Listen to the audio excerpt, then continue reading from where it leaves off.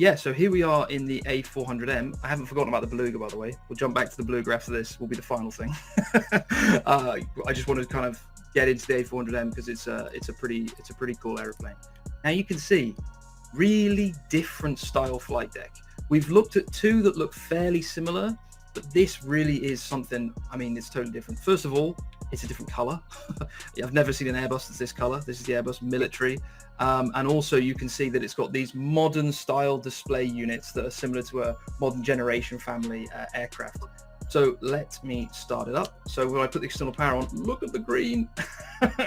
It is super bright. Now it does this for night lighting. Of course, it can be adjusted. I just wanted to have it all the way up. So I was going to try and turn that down in a second if I remember where the button is. We'll do that in a sec. As you can see, an enormous amount of fuel pumps. ADRSs are now actually push buttons. They are not rotary knobs. So that's actually something that they do for rapid deployment. So if you want to get in the aircraft very quickly, boom, put the power on, click all the switches, we're good to go. And that's it. You can see the aircraft is now booting up. Moving up towards here, this is called the KCCU. Now this is what modern generation Airbus family aircraft use, and this is similar to the 350s one, Pablo, right? Similar-ish in a way, you know. Yeah, similar idea, and I think that this is a great addition, something very different. Because usually the 330, the 321, 300, 310, where you have line select, which is a very quick way of accessing pages. Now suddenly you got a cursor, and the cursor in the sim is actually just accessed by having your mouse where the screen is, and you don't have to actually click on the real wheel or move it like we would do in real life. So there's a lot more options. It's much more versatile, and now you have shortcut keys there by the KCCU. If you look towards the bottom right, you can see there's flight plan, navrat, performance, direct. So you got quick access keys over there. We call them shortcuts. And then on the actual MFD screen, you can also click and you can get to all the same functions. So in real life, if you actually were to lose the KCCU, you can still control it by clicking and getting everything you need. There you can see as you're adding on the fields, then those orange boxes disappear. Some fields, as soon as you get the right amount of digits in, they already transfer to the next one. But others, like for example, the mission number or the flight number, which could be anything from one character to whatever you want, you would have to press enter actually to submit that, because of course the MFD doesn't know if you're done now with that input. Yeah, exactly. And it's something that's just very, very different, and I like it. It's a real good fun, you know. It's something totally different that we haven't seen in the sim. I saw people asking about the HUD. Yes, it is modeled and it's a culminated HUD, so it's there and you can see it. It works on both sides. I'm going to quickly start the APU up, which is like you would think in a standard Airbus fashion. It kind of works the way you would expect. This is a strange mix of, it's as if someone said, hey, let's make a 4-engine turboprop modern generation aircraft that's actually a military plane, but also uses stuff from the civilian sector. And that a normal 330 pilot could get inside and kind of know how to operate. It's pretty fascinating, to be honest. Yes. While that starts up, you can see that a lot of the SD pages are modeled. So engine, bleed, hydraulic, electrical AC, APU, pressure, flight controls. You can see they're all uniquely there. Not every, and I want to make this clear, not everything is modeled to the fidelity of the A300. Now I want to explain why. Now, this is obviously a very modern aircraft. It's also a restricted aircraft. Now that means it's an aircraft that's used by active militaries, so information is more limited. So we've done the absolute best that we can, and we're proud of the representation of the aircraft that's in the sim, and it really gives you an idea of what the aircraft's like to operate for them. But it's really cool. But there are things that you may find that aren't there, probably won't find, because the aircraft is actually restricted. But just so everyone's aware, that's where it's at. But you can see it's a really good level. I saw someone asking about the checklist. Yeah, they're there as well. So they come up on here, so you can actually go through all of the checklists, and you can kind of click it through here. So you would click it through one by one by one by one by one like this, and then that would be it. And it's also got items that will automatically detect, and so then those ones that don't require action will immediately change color. Yeah, precisely, exactly. Yeah. So APU bleed is going to come on. Oh, sorry. Can you use a keyboard for the CDU to enter in items? You can't, but I want to explain why. The reason for that is, let's say that you were typing something in to this, so you click it, it's going to lock your camera in the field there. So it's kind of more difficult to navigate. And also on an Xbox user, that's not doable because you don't have a keyboard. And when you type and you press enter, which is the default command, it actually moves your rudder ever so slightly. And it will mean that the rudder is actually being displaced throughout the flight. And when you disconnect the autopilot, it will roll uncommanded. So that's something obviously that you could deassign. But from someone who's just coming into the sim for the first time, they may think like, what did I do wrong? And the answer would have been nothing. So no, you have to put the case in there and then use the little keyboard to put it like that. Okay. But it's also fairly easy to use as well. So engine mode selector's up here, which is kind of strange. I didn't mean to go outside that time.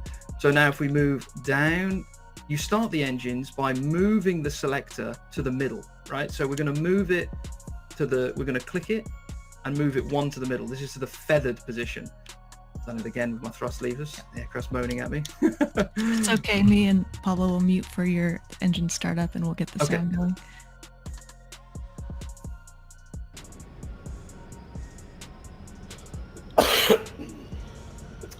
And I'm going to start engine number 2 now.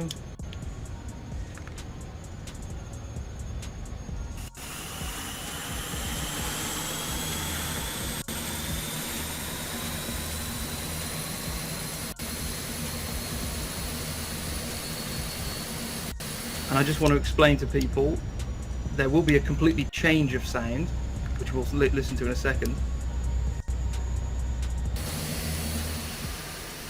And you can see the contra-rotating props, so see how one of them spins one way and one of them spinning the other. So now the engines are started, the propellers are not actually engaged. You can see the propellers at like 80 RPM and the engines are not engaged.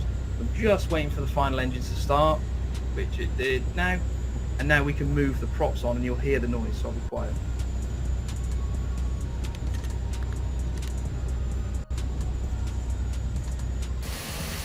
So now the propellers are engaged.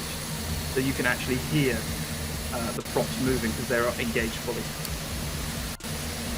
Right, so we're going to quickly just taxi and then take off, and that's what we'll be showing for today. Ground spoilers, this is something to talk about. Do you see how they're a button? They're not actually an axis. So to arm them, you press a button. Kind of weird. There's no axes there, and you actually control the speed brakes with this little lever here. So every time I flick it, you can see it goes 25%. So 25, 50, 75, 100, and then you flick it back like this. Be careful, they're extremely effective, and they, it could catch you out, let's put it that way. Flight directors are on. Let me quickly just calculate some performance, which you can do from in here. These are generic figures, but they come across. Now we have those in there, that's correct. You can actually see how you can set this to 50 because it's kind of a tactical aircraft. And the seatbelt signs we can turn on, and let's turn everything else off. So they go on and auto.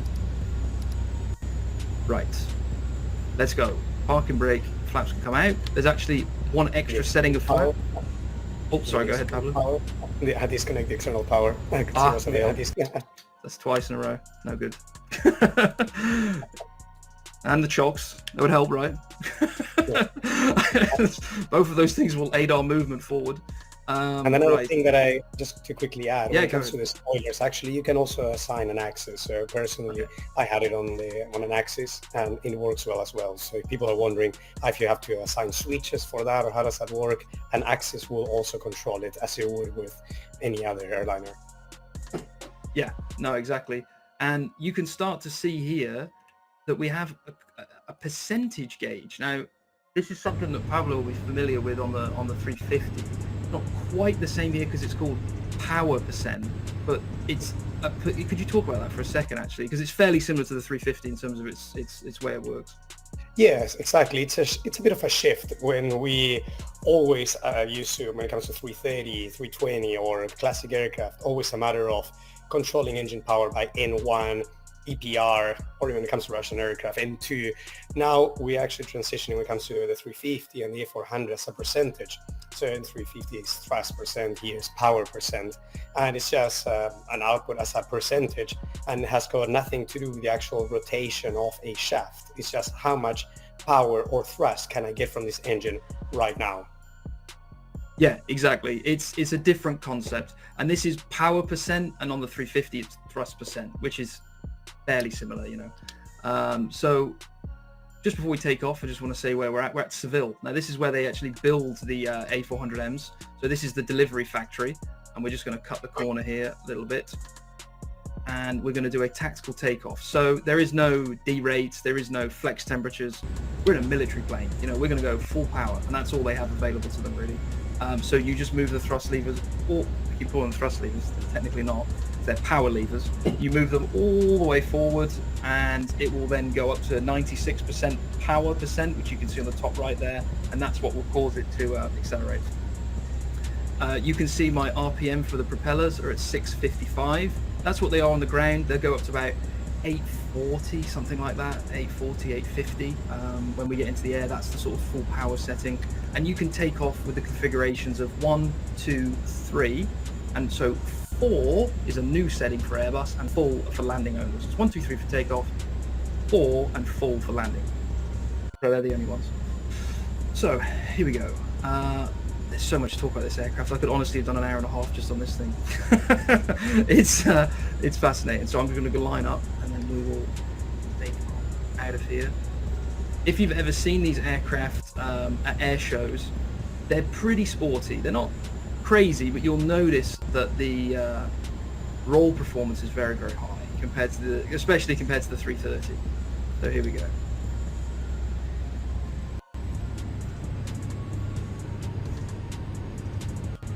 Full power now.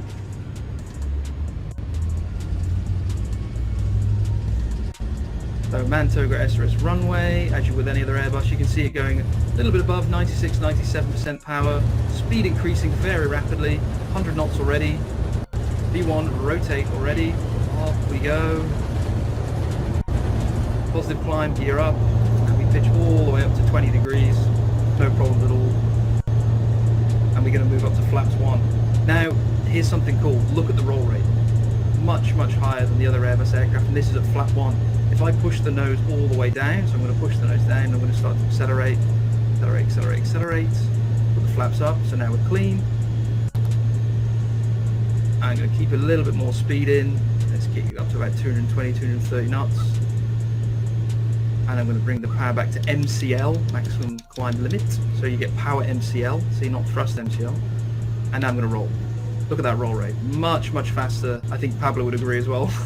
Yes. Than any other Airbus aircraft you're going to come across. This is the opposite of the 330. If there was another end of the scale, this is it.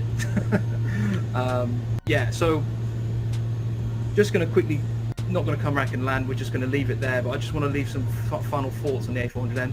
It can do an ILS, it's got auto thrust, it's got LNAV, you can fly this thing comfortably from A to B in a real cool fashion. And Pablo can just talk about that for a second while I just show the cabin off at the back, which I will do. Yeah, it's actually, I think it's a fantastic aircraft. It's a lot of fun. And as you say, you can do a normal flight. You can also do an RNAV approach, non-precision approach. And being a tactical aircraft is awesome because you can land in unprepared fields anywhere. So, and it lands and takes off in basically no distance. So it's excellent to go for a quick flight and, you know, imagine you're on a mission and you want to try and land on a beach somewhere or on a field. And the aircraft has the capability for it. Yeah, exactly. Here's something that I remember quoting. The aircraft can take off from a beach in the UK and fly all the way to Boston on a tank of fuel. It's got a 3,000 odd mile range, and it can go 40,000 feet Mach 0.72 in a turboprop. Those are absolutely unheard of numbers, and that's all modeled here.